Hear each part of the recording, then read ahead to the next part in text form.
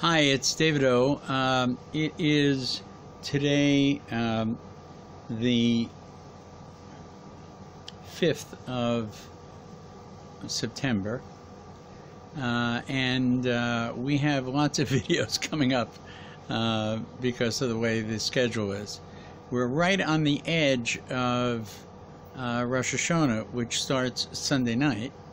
But before that, we have Shabbos NITZAVIM. So today we're going to talk about NITZAVIM, and then Saturday night, we'll put up the Parsha about Rosh Hashanah. So let's talk about NITZAVIM. NITZAVIM begins with, "You are standing here." It's a curious Parsha. It's 40 years after Sinai, Moshe's last day of life. And he's coming to the climax of his final speech to the Jewish people. And he tells them that you're all standing here. And he lists who they are. The rich, the poor, the heads of the tribes, the elders, the wise, the children, the wives, the poor people, the wood choppers, the drawers of water. He covers literally every Jew, convert or born Jew.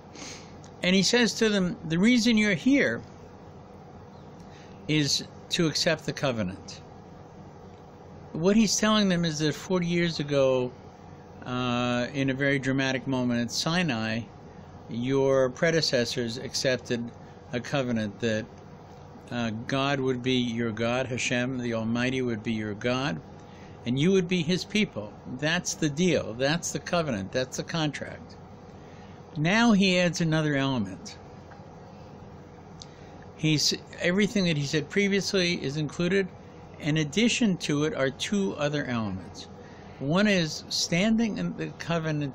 This covenant is everybody who is here and everybody who is yet to be here. I'm sorry, sometimes we get interruptions in our recordings. There are strange sounds which have to do with warnings that are sent out by the government, having to do with attacks in different parts of Israel, unfortunately. They're not right now in the part of Israel that we're in. It's further south. They should all fail, and our soldiers should be protected and defend our nation and our people. So one element of this is that Moshe now includes all the Jews who are not standing there. This is not a reference to Jews that are in Portugal or Jews that are in Persia or Jews that are in Pittsburgh. I'm working with the letter P. This has to do with Jews that are not yet born, generations yet to come. It raises a very interesting question. But on top of it, he adds another element. And that element is an element of responsibility. You are responsible for your brother, for your sister. Not just your literal brother or sister, but your figurative ones as well. That is to say, Jews are responsible for each other, to maintain the Torah, to keep the Torah, to learn the Torah, to teach the Torah. These are elements that create a Jewish life.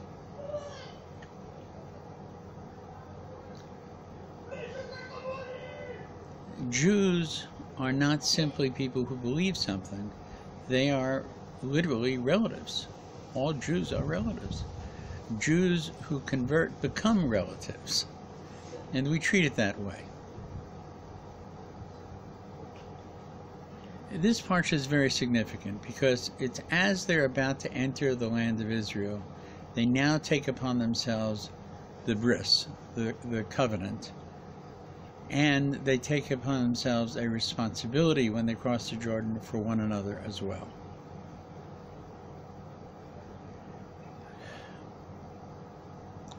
How is it possible that Moshe Rabbeinu could obligate people not yet born? Curious. You know, historically, And Jews were Jews because their parents were Jews, their mothers were Jews. It may be at the time of the Spanish Inquisition that for the first time Jews realized that there could be a choice as to whether I will be a Jew. And there might be a choice of life and death as well with that. Today, it's clear we still have that choice, maybe more so than ever. And sadly, people who are born into the faith seem to be choosing not to practice it or even to leave it.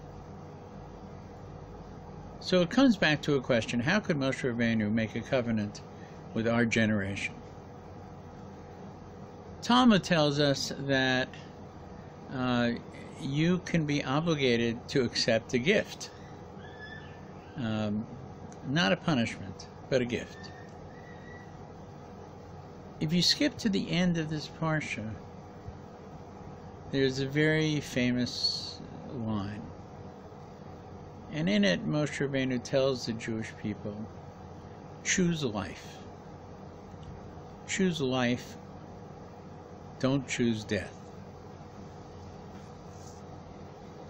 Seems like an easy choice, one would think. But we know that there are whole faiths, millions, billions of people who think choosing the afterlife is more critical than choosing the current life. And that martyring oneself is a way to assure yourself of a better afterlife. This is not our point of view. Choose life means the life of physicality, this world. And in choosing this world, choose to make this world better. So we're obligated because of this gift. Some would say, some gift. I can't eat crisp bacon, lobster, escargot. I can't work on Saturday. On Yom Kippur, I'm supposed to fast. This is a gift. The answer is absolutely 100%. From the outside, it may not look that way, and that's one way to protect this gift, I guess. But from the inside, those who have received it and seen it against its alternative understand that this is a gift that is beyond value. Each of the restrictions that we have are not restrictions at all.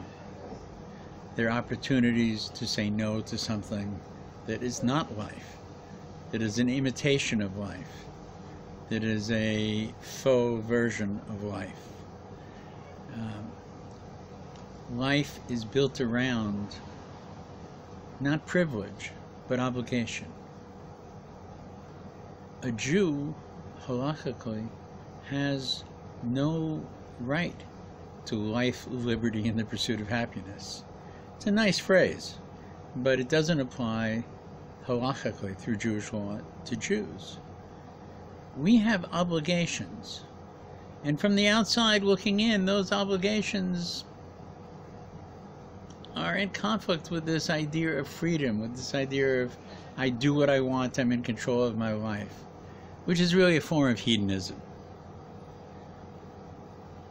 What we do have is obligations. And in those obligations is not fun, not even happy, joy, simcha, something that is lasting, something that has a permanence to it, something that is eternal, really, beyond even our life here.